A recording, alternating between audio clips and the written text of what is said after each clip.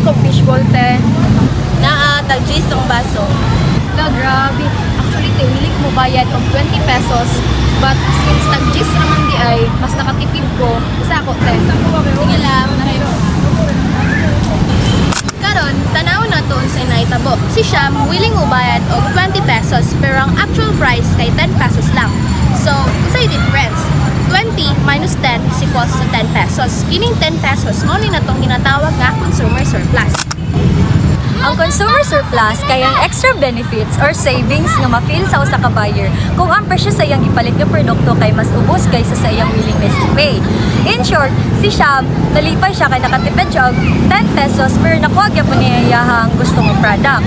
Sa daily life, daghan kayo tag ma-experience nga inani pananglitan like discount sa milk tea o promo sa load and buy one take one nga burger. So kana sila tanan example, mo sila ang example sa consumer surplus. Salamat kayo tiha, makaingon gid ko nga sulti ng kwarta sa imong tindahan.